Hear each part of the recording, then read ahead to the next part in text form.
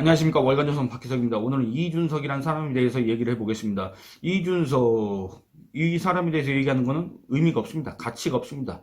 시간 낭비입니다. 제가 그런 사람에 대해서 얘기하는 것도 시간 낭비고, 그런 사람에 대해서 얘기하는 영상을 보시는 것도 아마 여러분들의 시간 낭비가 될 수밖에 없는데, 이런 영상을 굳이 꼭 찍는 이유는 그렇습니다. 이준석 씨가 지금 대선 뒷얘기 운운해 가면서 마치 그 대선 과정에서 자기가 엄청난 또 핍박을 받았다는 식으로 이렇게 얘기를 하고 있는데, 그 내용을 요약해 보자면 사실상의 이준석의 불평 불만에 불과하다. 우리가 언제까지 이준석이라는 사람의 불평 불만을 계속 듣고 있어야 됩니까? 그 불평 불만이 정말 객관적인 사고에서 비롯된 불평 불만이라고 한다면 모르겠지만 그게 아니다 그겁니다. 정말 이거는 어디 초등학생이 떼쓰는 것도 아니고 그렇지 않습니까? 그렇기 때문에 이걸 소개할 만한 가치가 없는데, 지금 거의 대다수의 언론 매체에서 이준석 씨가 대선 비화를 얘기하고 있다 이런 식으로 마치 뭐가 대단한 얘기를 했다는 것 마냥 지금 소개를 해주고 있으니까 이거에 대해서 짚고 넘어가지 않을 수가 없다 그겁니다. 이준석 씨가 최근에 또 뭐 2021년 12월 달에 소위 1차 가출 사태 있지 않습니까? 이때 당시에 있었던 일에 대해서 얘기를 했는데, 이것도 보고 있으면 참 어처구니가 없다 그겁니다. 이준석이란 사람이 뭐라 그랬냐면 1차 회동, 1차 가출 당시 울산 회동으로 이제 마무리가 됐지 않습니까? 소위 봉합이 됐지 않습니까? 그래서 이준석이란 사람이 다시 복귀를 했는데, 그때 당시 일에 대해서 이렇게 얘기합니다. 정말 아쉬운 부분이 뭐냐면 속내를 말씀 안 하시는 거다. 그러니까 윤석열 당시 국민의힘 대선 후보를 향해서 이런 얘기를 하는 겁니다. 예를 들어 대통령께서 저랑 솔직하게 이 대표 나는 이런 건 솔직히 마음에 안 들었다 라는 얘기를 하셨으면 이렇게 얘기합니다. 그런데 여러분 한번 생각을 해보시기 바랍니다. 아니 자기가 아쉬워가지고 자기가 뭔가 불만이 있어서 자기가 뛰쳐나간 거 아닙니까? 뭐 그렇다면 이제 그만하고 이렇게 하고 간 거 아닙니까?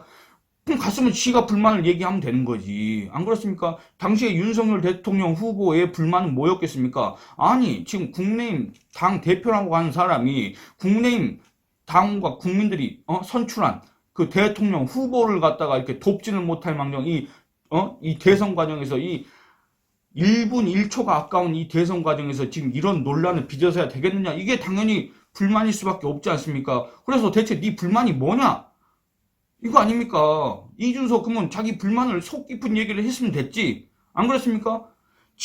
자기가 했는지 안 했는지 제가 잘 모르겠지만 어쨌든 그 자리는 이준석이가 불만을 갖고 뛰쳐나왔기 때문에 이준석의 불만이 뭔가 그 얘기를 하는 자리였지, 윤석열 대통령이 당시에 윤석열 대선 후보가 무슨 불만을 얘기하는 자리입니까? 속 깊은 얘기를 하는 자리였습니까? 이거 자체가 벌써 또 말이 안 된다 그겁니다. 그리고 이준석이란 사람한테 윤석열 당시 대선 후보가 속 깊은 얘기를 할 수 있는 상황이었습니까? 한번 생각해 보시기 바랍니다. 이준석이란 사람의 그 실체, 정체에 대해서 생각해 보시기 바랍니다. 이준석이가 꿈꾸는 그런 어떤 정치적 지향성 내지는 그 사람의 정치 구상 이런 게 뭔지 한번 여러분들 생각해 보시기 바랍니다. 2019년 12월 달 여성신문 그 유튜브 채널 거기에 출연해가지고 뭐라 그랬냐.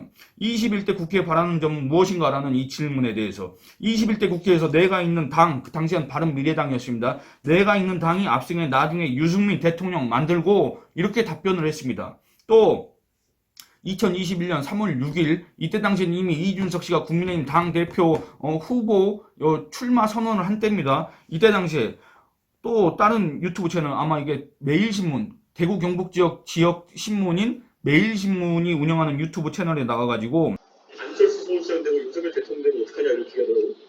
질문도 했지. 난 문재인 대통령 되면 뭐지? 이민 간다고 했던가? 나는 대통령 만들어낼 사람이 있다니까. 누구? 유승민. 국민의힘 당권 잡을 수 있어요? 내가 잡을 거야. 유승민이 잡는 게 아니라. 난 그전에 당대표 될 거야.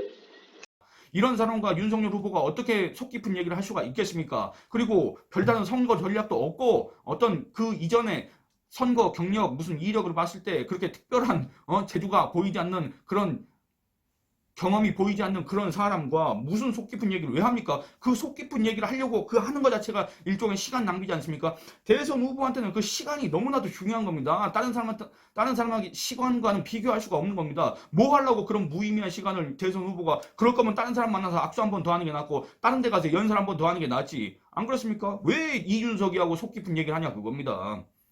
그리고 이준석이라는 사람이 당 대표가 되고 나서 그러니까 대선 후보 경선 이런 거를 진행하는 과정에서 경선 후보들을 돋보이게 만들었습니까? 아니면 자기가 마치 이 사람들을 다 관리하고 있다는 식으로 이렇게 하는 그런 장면들을 연출하려고 했습니까? 여러분들 한번 다시 기억을 되돌려 보시기 바랍니다. 이런 사람, 그러니까 마치 대선 후보들은 내가 관리하는 사람들이고 사실상 저것들은 뭐 배우 내지는 연기자에 불과하고 내가 제작, 연출, 뭐 각본 다 하는 사람이다. 이런 식으로 자처했던 사람, 이런 식으로 행세했던 사람이 누굽니까?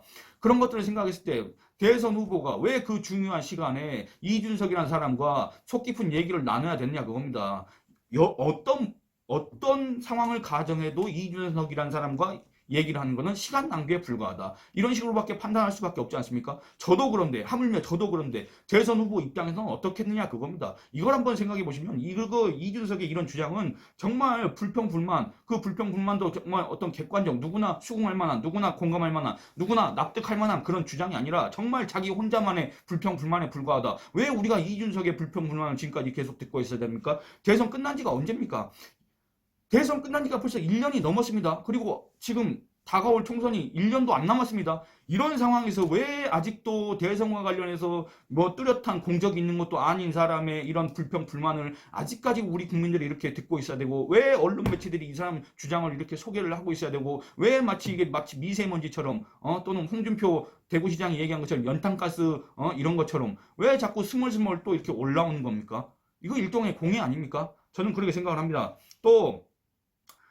또 이준석이라는 사람과 속 깊은 얘기를 할 수 없는 이유가 또 있습니다. 뭐 여러 가지 이유가 너무나도 많아서 제가 이 유튜브 채널을 통해서는 다 소개를 해드릴 수 없지만, 그리고 그것도 의미가 없지만, 어쨌든 한 가지만 얘기해보면, 이준석이라는 사람은 어땠습니까? 안철수 국민의당과의 후보 단일화, 이런 거 반대했지 않습니까? 대놓고 반대했지 않습니까? 그리고 안철수 후보를 향해서 온갖 조롱과 모욕, 별짓을 다 했지 않습니까? 그러면서도 한편으로는 국민의당한테 합당을 제안하고 단일화를 제시하고 그랬지 않습니까? 이런 어떤 이중적인 행태를 보였지 않습니까? 물론 이거는 1차 가출 사태 이후의 일이긴 합니다. 그렇긴 합니다만 어쨌든 이런 이준석 씨의 평소에 이런 정치 이준석의 행태 이런 걸 감안했을 때 이 사람한테서는 최소한 속 깊은 얘기를 할 만한 사람이 아니다. 이런 걸 느낄 수밖에 없지 않습니까? 최소한의 신의, 도의, 신뢰 이런 거는 없는 거 아니냐 이렇게 느낄 수도 있지 않습니까? 그렇기 때문에 안 할 수도 있지. 안 하는 건 윤석열 대통령의 판단이고 그 사람의 권리지. 거기에 대해서 뭔 불평불만이 이렇게 많습니까? 그리고 윤 대통령이 이준석을 싫어하는 이유를 정리해 말해달라는 요청엔 이렇게 얘기합니다. 제가 당 대표는 대선 후보의 부하가 아닙니다 라는 발언을 했다. 이 당신은 윤석열 대통령을 가리킵니다. 당신께서는 검찰총장은 법무부 장관의 부하가 아니라고 생각하셨지만 당대표는 대통령 후보 또는 대통령의 부하다라고 생각하신 것 같다. 제가 그 모순점을 짚어내는 것 자체를 받아들이기 어려우신 것이다 라고 이렇게 주장을 했습니다. 여러분들 이준석이라는 사람은 소위 1차 가출 당시인 2021년 12월에 이런 얘기를 했습니다. 실제로 당대표와 대선 후보는 같이 협력해야 하는 관계 라고 했습니다. 근데 이것도 어처구니가 없는 게 여러분들 협력이란 건 뭡니까? 서로 돕는다는 겁니다. 서로 돕는다는 거. 근데 대선 후보와 당 대표가 서로 도와야 되는 관계입니까? 대선 후보를 당 대표가 지원하고 지지하고 도와야 되는 관계지 대선 후보가 대체 당 대표한테 뭘 협력을 해야 되는 겁니까? 안 그렇습니까? 이런 발상 자체가 벌써 틀려먹었다 그 얘기입니다. 그렇지 않습니까? 이런 틀린 발상으로 이런 자기만의 착각으로 당 대표라는 그런 중책을 맡았기 때문에 계속 이런 소리를 계속 해대는 거 아닙니까? 이런 생각이 듭니다. 그리고 이준석 씨 뭐라 그랬냐? 만약 지금까지 대한민국에서 대통령 후보 또는 대통령이 당을 수직적인 질서로 관리하는 모습이 관리였다면 그것을 깨는 것이 후보의 신선함이다. 이렇게 주장을 했습니다. 여러분들 국내인 당원 제74조 지금도 그랬고 당시에도 그랬고 대통령 후보자의 지위와 관련한 당원 내용이 있습니다. 보시면 대통령 후보자는 선출될 날로부터 대통령 선거일까지 선거 업무의 효율적 추진을 위하여 필요한 범위 내에서 당무 전반에 관한 모든 권한을 우선하여 가진다라고 되어 있습니다. 이거에 따르면 당시에 국민의힘은 대통령 후보자를 위한 방향으로 당 조직을 재편할 수밖에 없고, 그러니까 한마디로 선거대책위원회 체제로 재편될 수밖에 없고 그런 방향으로 운영될 수밖에 없으며 이거를 총괄 지휘하는 사람은 바로 대선 후보다. 대선 후보는 선거 기간에 당무 전반에 관한 우선권을 모든 권한을 우선하여 가지고 있기 때문에 선거 업무의 효율적인 추진을 위해서 이런 거를 갖고 있기 때문에 그리고 그걸 위해서 당원에도 이렇게 명시가 돼 있기 때문에 여기에 모든 당원, 뭐 당 대표든 뭐 어떤 당직자든 당원인지 여기에 따라야 하는 거 아닙니까? 당 헌이기 때문에 따라야 하는 거 아닙니까? 만약에 여러분들 한번 생각해 보시기 바랍니다. 선거를 앞둔 상황에서 후보자의 의중대로 당 조직 또는 지원 조직이 움직이지 않는다. 그리고 선거 전략과 인사 영입도 후보 구상대로 후보의 의중대로 할 수가 없다. 거기에 대해서 딴지를 건다. 그런 식으로 한다면 대체 그렇게 한다면 대선 후보가 할 수 있는 일이라는 게 대체 뭐겠습니까? 그냥 나와서 인사하고 손 흔들고 연설하고 그런 것밖에 없지 않습니까? 그러면 대선 후보는 사실상 연기나 하라 그거 아닙니까? 대선 후보한테 윤석열 후보한테 연기자 노릇이나 해라 배우 노릇이나 해라 이런 소리를 하고 있는 것과 다름없지 않습니까? 만약에 기존에도 그랬고 뭐 신선한 모습 후보의 신선함 이런 소리를 하고 있었지만은 기존에 그런 관례가 있었다고 한다면 그리고 국민의힘 당원에서 이걸 명시하고 있다고 한다면 분명히 이유가 있습니다. 기존에 이유 있는 대선 후보의 당무 우선권 국민의힘 당원 내용을 마치 뭐 낡고 불합리한 것처럼 매도를 하면서 자기가 계속 당무를 통할하겠다는 식으로 주장한 이준석 결국 대선의 주인공은 윤석열이 아니라 자기 자신이다. 이런 식으로 주장한 것과 뭐가 다르겠습니까? 그런 속내를 밝힌 것과 뭐가 다르겠습니까? 국민의힘 당원상 대선 후보가 당무 전반에 대한 우선권을 갖고 있고 당 조직이 대선 조직으로 재편된다는 점을 고려했을 때 당 대표를 포함해서 모든 당직자, 선대위 관계자들은 대선 후보를 돕는 스텝입니다. 스텝.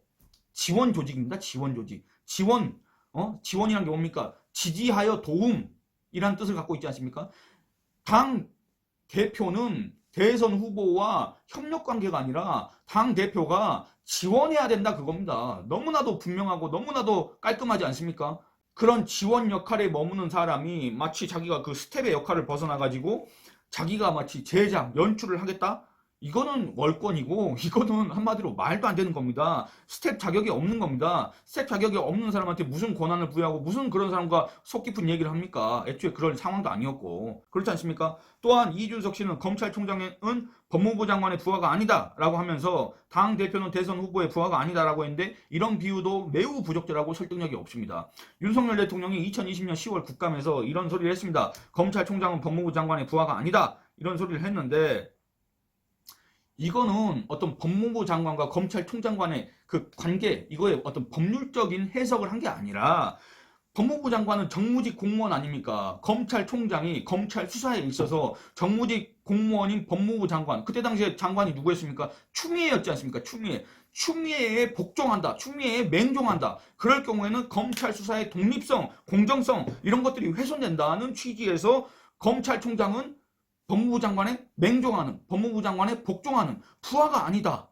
라고 얘기를 한 겁니다. 근데 이거를, 이런 어떤 발언의 맥락을 싹 지우고 자기가 유리한 식으로 이렇게, 갖다 끌어다 붙이면서 마치 자기의 주장을 이렇게 전개하는 거? 이건 너무나도 설득력이 없다고 봅니다. 윤석열 대통령 당시에 뭐라 그랬냐? 검찰 수사의 독립성과 중립성 때문에 정무직 공무원의 부하가 아니라고 말씀드린 것이다. 라고 분명히 얘기를 했는데 그런데 이준석 씨는 그런 발언의 취지는 어디로 싹 다 날려먹고 검찰총장은 법무부 장관의 부하가 아니다. 라는 이 말만 딱 인용해가지고 당대표는 대선 후보의 부하가 아니다. 라는 주장을 했습니다. 그런데 이거는 말이 안 됩니다. 당대표라는 직책만 놓고 봤을 때는 대선 후보의 부하? 부하라는 건 뭡니까? 직책이 낮은 자리에 있는 사람 뭐 이런 걸 뜻하지 않습니까? 그런 사람이라고 할 수는 없겠지만 선거기간 대선 후보가 당무 전반에 대한 우선권을 갖고 있는 점, 대선 후보가 선대위를 진두지휘하는 점 이런 점들을 감안했을 때 당시 국민의힘의 최고 결정권자는 누구였습니까? 윤석열 대통령 후보였습니다. 그리고 윤석열 대통령 후보가 지휘하는 그 체계 안에서 이준석 씨도 움직여야 되고 그 대선 후보의 지시에 따라서 이준석 씨도 그에 따라야 됐었다. 이준석 씨도 그에 따를 입장에 있었다. 그런 위치에 있었다. 이런 것들을 감안하면은 명시적으로 부하라고 얘기할 수는 없어도 윤석열 대통령 후보의 지휘 체계 안에 있었다. 그겁니다. 이준석이란 사람도. 그렇지 않습니까? 왜 이준석이란 사람이 선거대책위원회에서 뭔 자리를 맡고 있습니까? 그 선거대책위원회는 대체 뭘 위해 존재했던 선거대책위원회입니까? 윤석열 대통령 후보를 정점에 두고 그의 당선을 위해서 조직된 선대위였지 않습니까? 그 선대에 있는 사람들은 당연히 윤석열 대통령 후보의 지시에 따라야지. 그 지휘 체계 안에서 움직여야지. 그렇지 않습니까? 근데 당대표는 대선 후보의 부하가 아니다? 그때 당시에 당의 역할이 뭡니까? 아까 제가 말씀드렸다시피 그때 당시에 국민의힘이라는 당은 선대위 체제로 재편되고 그 운영도 선대위식으로 운영될 수밖에 없고 한마디로 선거 업무의 효율적 추진을 위해서 대선 후보가 당무 우선권을 갖고 모든 당무 전반에 대한 우선권을 갖고 있지 않습니까? 그렇기 때문에 당시에 국민의힘이랑 당은 이미 선거대책위원회로 지금 대체된 상태다. 선거 기간에는 그렇게 얘기할 수가 있고, 그 안에서 어떤 직책을 맡고 있는 사람들은 모두 다 대통령 후보의 지시에 따라야 한다. 그 지휘체계 안에서 움직여야 된다. 이게 뭐가 잘못된 겁니까? 계속 이래 왔었고 앞으로도 그럴 수밖에 없는 건데, 뭐가 잘못됐다고 그때도 마찬가지고 지금도 마찬가지고 뭘 당대표가 그렇게 중요하다고 그러고 앉아 있습니까? 여러분들 이게 이해가 되십니까? 또 이준석은 또 당대표라는 거 뭐 엄청 중시했던 모양입니다. 이 대선 과정에서 월권이라고 비판받을 만한 행태를 또 보였습니다. 그것도 딱 하나만 얘기해 보겠습니다. 이것도 역시 국민의당과의 합당 요 문제입니다. 뭐냐면 윤석열 대선 후보와 상의도 하지 않고 국민의당의 합당을 제안한 겁니다. 당시 보도된 기사 내용을 잠깐 읽어보겠습니다. 이 대표는 윤석열 후보와 상의한 바 없다라며 단일화 내용도 실제로 내 권한 바뀌기 때문에 이 상황이 공유되지 않았다라고 해명했다. 열정열차 일정 중 윤 후보와 안 후보의 단일화를 발표하는 이벤트를 기획한 건 역시 그게 어떻게 문제가 될 수 있는지 모르겠지만 전적으로 내 권한이 있는 사안이라며 협의 이후에도 후보에게 따로 해당 내용을 전달하지 않았다고 밝혔다. 여러분들, 그러니까 이준석 씨의 주장은 또 앞뒤가 맞지 않습니다. 평시에 당대당 합당 제안이라고 한다면 이건 분명히 당대표의 권한이라고 할 수가 있겠습니다만, 당시는 언제였습니까? 대선 기간이었습니다. 대선 기간에는 아까 제가 말씀드렸지 않습니까? 국민의힘 당원 제74조에 의해서 대통령 후보가 당무 우선권을 갖고 있습니다. 그렇지 않습니까? 그러니까 그럴 경우에는 대선 후보의 구상과 그 지시에 따라서 모든 조직, 모든 당 조직, 선대위 조직, 외곽 조직이 다 후보의 구상에 따라서, 의중에 따라서, 그리고 그 지시에 따라서 움직여야 됩니다. 그렇지 않습니까? 그런 상황에서, 그리고 또 평시라면은 그냥 당대당 합당, 당대표의 권한일 수 있지만 이거는 일반적인 당대당 합당이 아니라, 여러분들 당시에 국민의당과의 합당 이런 얘기가 나온 게 뭡니까? 후보 단일화라는 그게 있었지 않습니까? 후보 단일화와 국민의당과의 합당, 이 문제가 직결된 문제일 수밖에 없기 때문에 이거는 당대표가 독단적으로 처리할 수 있는, 제안할 수 있는 그런 사안이 아니었다 그겁니다. 그럼에도 이런 식으로 대선 후보를 패싱하고 대선 후보를 무시하고 대선 후보와 아무런 상의도 하지 않고 이준석이라는 사람이 이렇게 밀어붙였다 그겁니다. 그런데 그렇게 지금 와서 다 해놓고 지금 와서 뭐가 불만이라고? 아니, 윤석열 대통령은 불만이 없겠습니까? 이준석이라는 사람에 대해서 언급할 필요가 없고 언급할 가치가 없다고 여기기 때문에 아무 말도 안 했던 거고, 그때 당시에도 지금도 그냥 아무 말도 안 하고 있는 거지, 할 말이 없어서 안 하는 게 아니지 않습니까? 근데 지금 와서 이준석 씨는 뭐가 그렇게 불만이라고 궁시렁거리고 있는가? 이해가 되지 않는다 그럽니다. 또 그런 이준석의 말이 뭐가 그렇게 대단한 가치가 있다고 그 뭐 말 한마디만 하면 온갖 매체에서 그렇게 써대는지 이해할 수가 없다 그겁니다. 제가 이 이준석이라는 사람에 대해서 이렇게 얘기하는 영상에 보면은 그 댓글 중에서 이준석이라는 사람에 대해서 그만 좀 얘기해라 이렇게 의견을 주시는 분들이 몇 분 계십니다. 근데 저도 마찬가지입니다. 저도 이준석이라는 사람의 이런 이름, 이런 주장도 뭐 소개할 가치가 있고 뭐 논리가 있어야 이게 주장이라고 할 수가 있지. 어쨌든 이런 이준석의 말, 이런 거 자체를 저도 보는 게 싫습니다만, 앞으로도 계속 이준석 씨의 이런 주장들이 계속 언론 매체에 소개되는 한 이런 것들을 바로잡을 필요가 있기 때문에 저도 계속 이런 영상을 올리겠습니다. 여러분들 시간 낭비일 수도 있고, 이준석이라는 사람의 얼굴도 보고 싶고 이준석이라는 사람에 대해서 얘기하는 것도 싫겠지만은 앞으로도 계속 시청을 부탁드리도록 하겠습니다. 오늘 이만 줄이겠습니다. 감사합니다.